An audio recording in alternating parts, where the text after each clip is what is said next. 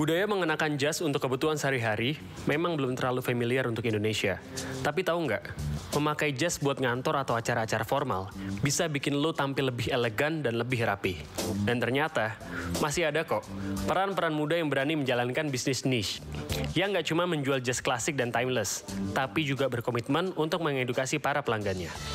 MLD Spot TV kali ini akan menghadirkan inspiring people, Aditya Suharmoko, yang mengubah jalan hidupnya dengan meninggalkan dunia jurnalistik dan mengejar mimpinya untuk memiliki sebuah usaha tailor yang eksklusif. Namun, fokus pada gaya orang muda. Iya, emang berat sekali. Maksudnya bahkan istri gue pun mempertanyakan itu sih. Ini sesuatu yang kayak worth trying gitu loh. Jadi akhirnya gue coba pelan-pelan gitu loh. Selain itu, ada juga inspiring product, Open Quarter Tailor. Brand yang menyediakan servis menjahit jas dengan harga yang bersaing, tapi tetap punya kontrol akan kualitas tinggi. Bisa dibilang kita benar-benar ngedalamin konsultasinya itu sendiri. Sama kita sih ingin mengurangi impulse buying.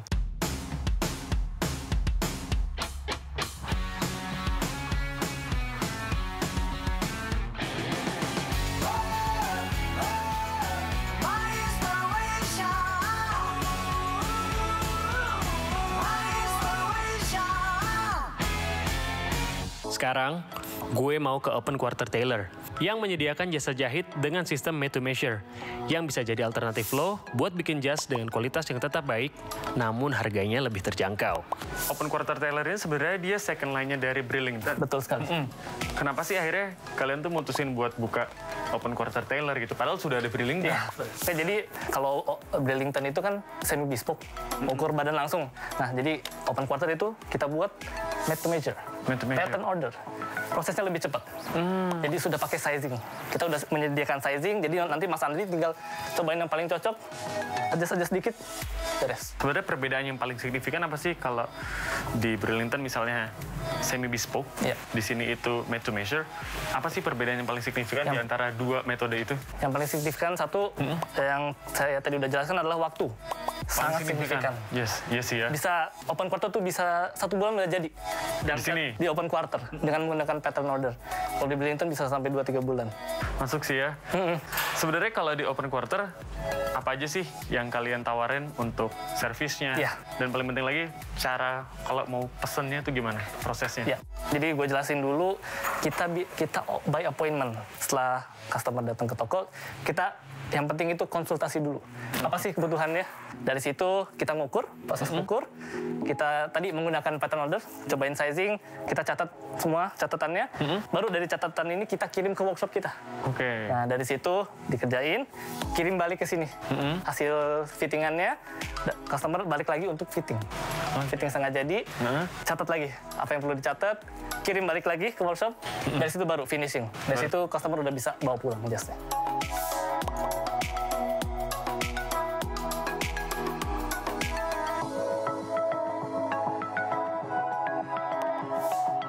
Kalau gue lihat kan ya, Open Quarter tuh lebih banyak model-model jasnya yang modern.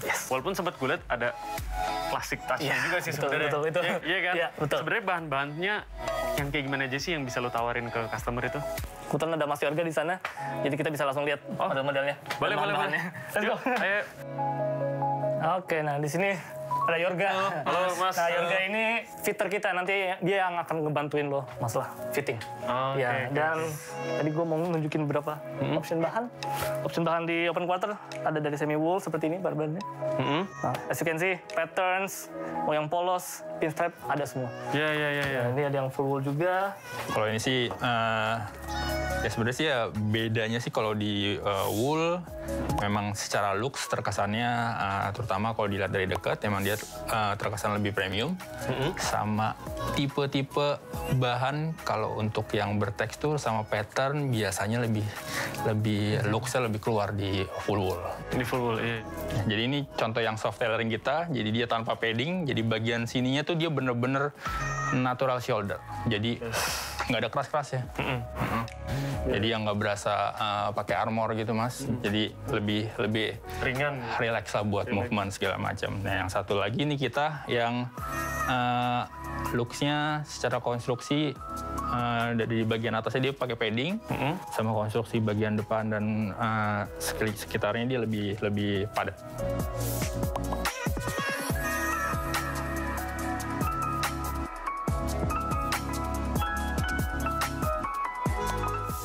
Sebenarnya kalau dari kalian sendiri tuh ya, dari Open Quarter sendiri, value apa sih yang pengen kalian highlight gitu kepada para customer dan calon customer lah gitu, orang-orang gitu ngelihat si Open Quarter Tailor, apa sih nilai yang pengen kalian kasih ke mereka itu? Sebenarnya lebih ke arah kita pendekatan secara kebutuhannya dulu sih sama si klien. Jadi bisa dibilang kita benar-benar ngedalemin konsultasinya itu sendiri. Sama kita sih ingin mengurangi impulse buying. Di sini tuh orang kan biasa mostly belanja, mostly abis itu nggak kepake. Iya, sekali 2 kali pakai terus udah.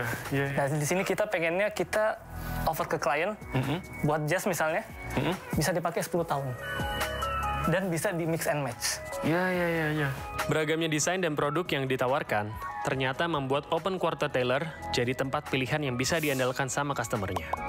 Sebenarnya basically kayak kita pakai Open Quarter tuh buat kegiatan sehari-hari sih, kayak outfit kita buat pergi-pergi atau buat nyantai di rumah. Cuman itu emang kayak perspektif baru sih menurut kita. Kayak biasanya kita kan buat service kayak tailor atau kayak pembuatan baju itu biasanya kayak dipakai buat acara spesial atau kayak misalnya kayak nikah atau kayak meeting gitu. Cuman sebenarnya ada perspektif baru di mana kayak kita tuh pakai hasil yang tailor ini tuh buat kegiatan sehari-hari. Gue pribadi itu pasti balik lagi karena suka sama fittingnya sih. Sangat detail gitu, sangat personalized, dan mereka juga bersahabat gitu, kayak ngedengar apa yang kita mau tapi juga mereka ngasih wawasan. Kalau dari gue sih itu gue balik lagi kayak gitu. Kira-kira apa sih inovasi kalian nih ke depannya yang mau kalian lakukan gitu? Langkah-langkahnya mungkin ada sesuatu yang baru yang terpikirkan. Produk ready to wear. Produk ready to wear-nya itu. Mau kita banyakin. Dan kita mau mulai main di e-commerce juga. Mulai e-commerce. Ya, jadi orang pun nggak perlu datang ke toko, udah bisa langsung pesen dari rumah, kita kirim barang. Iya dong, seru ya. Ready to wear soalnya kan. Yes. Iya. Sistem made to measure di Open Quarter Tailor bikin mereka mampu menyediakan produk terbaik dengan harga bersaing yang mampu memenuhi beragam kebutuhan pelanggannya. Nggak cuma itu, Open Quarter Tailor juga aktif mengedukasi customernya seputar cara berpakaian dengan style semi-klasik yang baik. Jadi, udah siap level up cara berpakaian lo. Cowok itu bisa pakai apa aja, and it will look good on you kalau tahu formulanya. Jadi, jangan takut eksplor dan cari style yang cocok buat lo. Konsepnya traveling tailor dulu. Jadi Traveling tailor? Iya, jadi itu kita samperin satu-satu klien.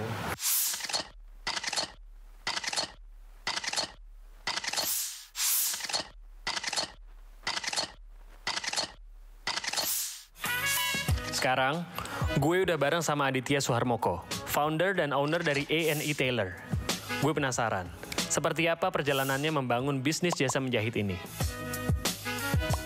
Dit, lu tuh kan sebenarnya finance journalist dulunya. Iya. Ya kan, terus sekarang lu malah jalanin bisnis A&E Tailor ini, malah ke bidang tailoring malah.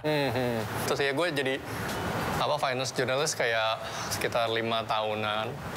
Sampai akhirnya kayak saatnya kayak gue mau merit gitu. Terus akhirnya gue coba ke tailor kan untuk bikin jas. Oh, buat merit? Iya, untuk buat merit. Nah, ternyata experience-nya agak kayak apa ya, kurang memuaskan lah kayak gitu. Kebetulan nggak lama habis menikah, terus kayak istri gue dapat scholarship ke London. Terus gue ke sana dan kayak di sana kan orang kayak sangat pakai suit gitu ya. Iya. Pada akhirnya sih ketika gue balik ke sini itu jadi kayak obsesi yang terpendam gitu sih. Iya. Gue sih nggak langsung balik terus kayak, oh gue decide untuk ngebikin bisnis ini. Nggak begitu sih, tapi karena kayak penasaran, akhirnya ke sini gue juga kayak coba lihat-lihat gitu. Terus kok kayaknya di sini ada celah gitu ya yang bisa lo isi gitu loh. Ya udah, jadi akhirnya terus ya berbagai macam coincidence itu sih yang akhirnya ngebikin kayak yaudah deh gue firm, gue coba bikin inilah gitu, bisnis ini. Lu dari finance journalist terus banting setir ke arah tailoring gitu, jas lagi spesifik banget, dan lu no experience lagi di bidang ini kan? Ya betul. Itu pasti up and down-nya gila banget. Iya, emang berat sekali. Maksudnya bahkan istri gue pun mempertanyakan itu sih. Ini sesuatu yang kayak worth trying gitu loh. Jadi akhirnya gue coba pelan-pelan gitu loh. Kalau di eksternal juga kita punya kayak, sekarang itu makin sulit untuk nyari penjahit yang mau mengerjakan dengan kayak telaten gitu loh. Untuk mencapai kualitas yang kita mau gitu loh. Karena pekerjaan kita ya agak demanding lah ya, katakanlah begitu. Karena ingin membuat produk yang bagus gitu kan.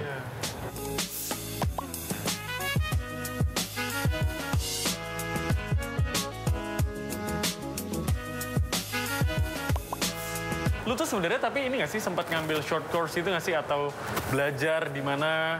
Sebenarnya sih enggak ya, gue emang kayak suka gambar gitu kan, terus kayak gue suka ngeliat kayak foto-foto lama kayak gitu sih. Tapi basically akhirnya gue kayak semacam otodidak gitu sih. Oke.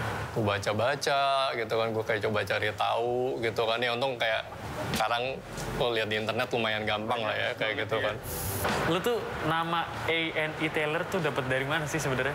Ada meaningnya nggak? Ini apa ya? Sebenarnya banyak yang menganggap itu kayak inisial gue dan istri. Yang sebenarnya iya juga sih, tapi bukan dari situ awal namanya itu. Jadi ketika gue sama istri di London itu, jadi kebetulan istri gue lagi hamil. Akhirnya kita jadi sering ke UGD. Oke. Di sana UGD tuh disebutnya A&E, Accident and Emergency. Oke. Terus gue juga ada kayak salah satu band favorit yang judul albumnya gitu, Songs in A&E. Oke. Dia sama terdampar di UGD itu juga. Pakai nama ini aja deh gitu. Iya.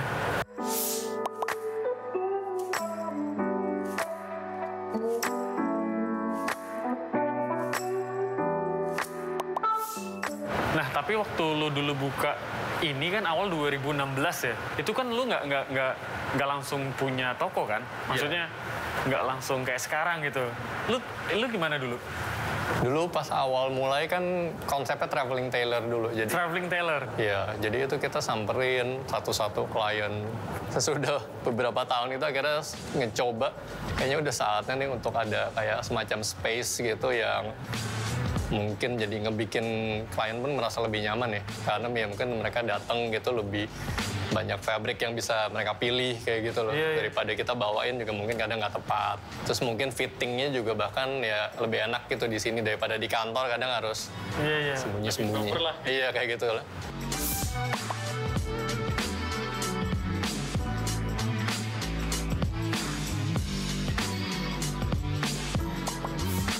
Nah, kalau buat model jas di A&E Taylor sendiri tuh, lu kayak gimana aja sih referensinya? Kita sebenarnya sih gue fokusnya tuh pengen championingnya tuh kayak soft tailoring. Kita selalu bilang soft tailoring karena maunya ngebikin jas yang kayak lebih yang nyaman gitu dan kayak nggak kaku gitu loh. Jadi yang lebih relax gitu feel-nya. Cuma ya bentuknya tetap rapi, tetap clean kayak gitu sih.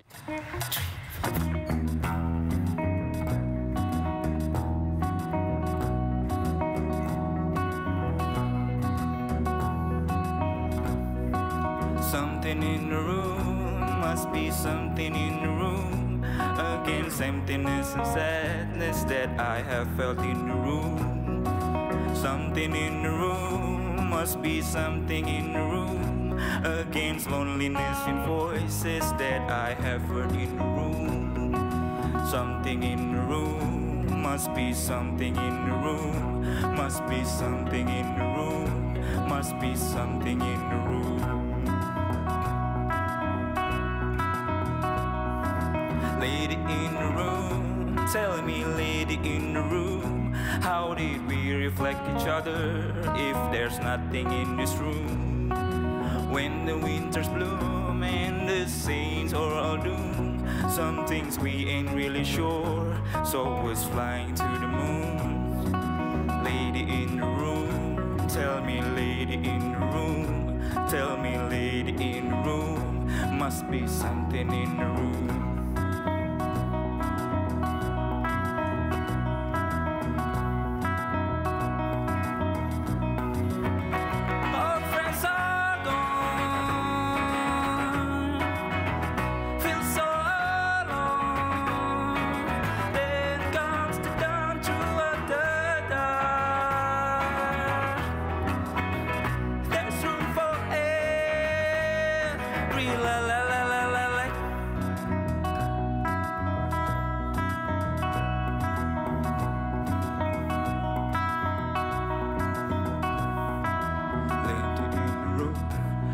be something in the room. Must be something in the room. Must be something in the room. Must be something in the room. Must be something in the room. Must be something in the room. Must be something in the room. Oh, lady in the room, tell me why should I argue if my life brought me to you? If my life brought me to you, say something in the room. Must be something in the room. Must be something in the room. Must be something in the room. Must be something in the room. Must be something in the room. Must be something in the room. Must be something in the room. Must be something in the room. Must be something in the room. Must be something in the room. Must be something in the room. Onne onne la la ruisanyo. Throughout the dark, there's room for every la la la la la la.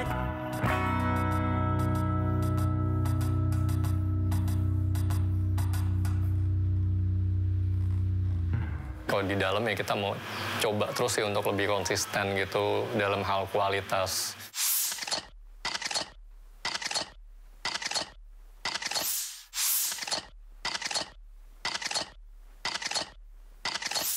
Habis ngobrol soal perjalanan Adit membangun bisnis jasa menjahit jas, sekarang gue mau lihat seperti apa proses pengerjaan dan servis yang ditawarkan sama Adit melalui A&E Tailor. Dit, jelasin dong, bisnis tailor lo ini sebenarnya tuh bespoke atau semi bespoke sih? Sebenarnya kalau seperti di Inggris gitu ada asosiasinya gitu, bespoke tailors. Oke. Jadi mereka ada requirement khusus gitu untuk lo bisa mengkategorikan apa service lo itu sebagai bespoke gitu. Seperti ada 50 jam pekerjaan pakai tangan. Oke. Nah kita kan nggak sampai segitu kan. Jadi ya gue nggak mau menyebutnya seperti bespoke gitu. Ya mungkin kita ya maksimal mungkin kita bisa bilang kayak custom atau semi bespoke gitu. Semi bespoke, ya. Nah, ini kan berarti pakai metodenya semi bespoke ya. Untuk proses pengerjaannya itu berapa lama ya? Sekitar 1,5 bulan, 2 bulan kayak gitu.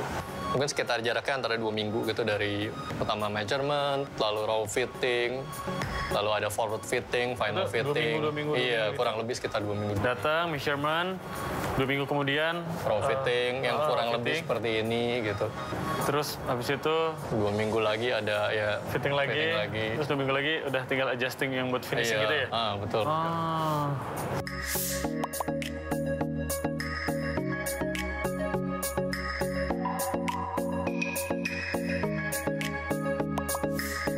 Salah satu part yang menurut gue juga penting kalau dalam bikin jas itu ya, itu kan canvassing.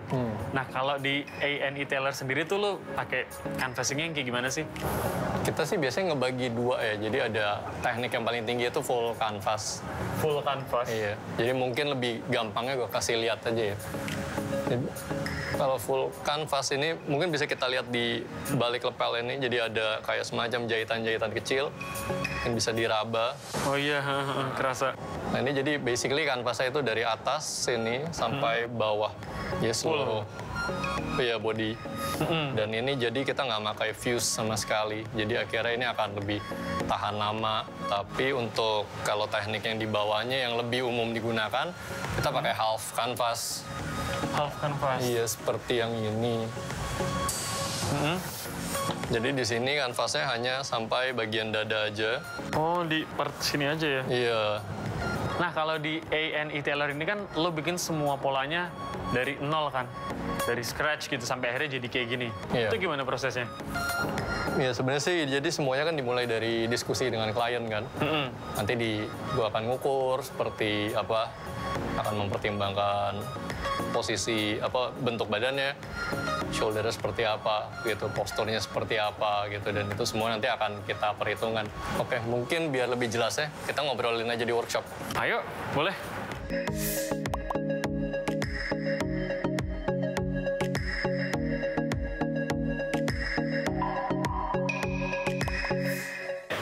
Jadi di sini workshopnya nih. Nah, kalau soal bahan sendiri, itu tuh lu kerja sama supplier luar atau Gimana? Lu pasti kan nyediain banyak bahan juga kan buat customer lu? Kita ada dua supplier ya dari yang ada yang lokal, ada juga yang kita import sendiri dari luar. Gitu. Kalau mayoritas bahan karena kebanyakan klien masih mencari suit yang lebih clean gitu, akhirnya jadi mayoritas bahannya masih wool. Kalau untuk customer lu sendiri, itu biasanya mereka bikin jas buat keperluan apa ya? Karena sebenarnya suit itu masih bukan culture kita ya, jadi bukan sesuatu yang dipakai sehari-hari. Jadi kebanyakan klien kita masih untuk wedding dan beberapa ya anak-anak muda yang emang mencintai suit gitu atau ya kepengen gayanya lebih sartorial gitu. Jadi akhirnya mereka bikin untuk santai gitu sih, kayak casual hangout ke coffee shop kayak gitu ya, tapi mereka pakai jaket gitu. Bukan cuma kemampuan attention to detail yang tinggi yang dimiliki sama Adit. Komunikasi yang baik sama customer juga jadi alasan untuk mempercayai Adit dalam pembuatan jas. Gue udah bikin beberapa jas sih, mulai dari jas kawin, gue dari dia, jadi jas yang formal untuk event. Gue pernah bikin jas sehari-hari juga buat ke kantor. Jas casual, jaket casual kayak ini yang gue lagi pakai sekarang untuk weekend kayak gini. Jadi udah beberapa sih, mungkin udah 4 ada kali sekarang. Menurut gue attention to detailnya bagus ya. Kayak kalau gue ketemu tailor, tentu gue ada hal-hal yang gue suka, hal yang gue mau, dan dia selalu bisa akomodir itu.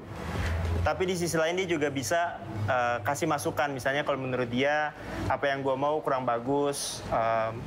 Dan tentu pas lagi fitting juga, fitting session, dia selalu point out kayak ini perlu di-tweak sedikit, ini perlu diubah, pendekin, panjangin.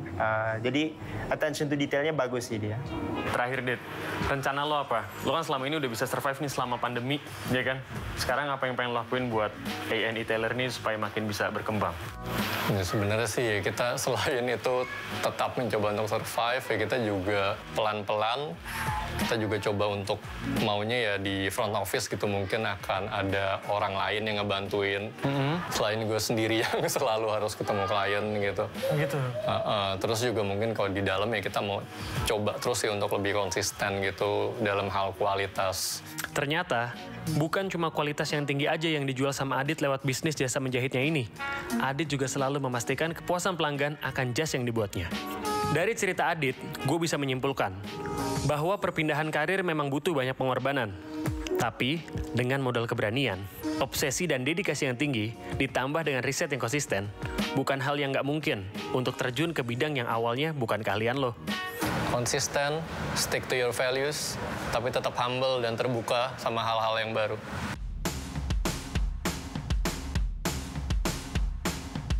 Thanks for watching MLD Sport TV. Buat yang kelewatan nonton dari awal, kalian bisa akses tayangan ulangnya di YouTube channel MLD Sport TV. Dapatkan hadiah inspiratif dengan menjawab pertanyaan MLD Sport TV malam ini melalui media sosial MLD Sport. Get yourself inspired by MLD Sport TV.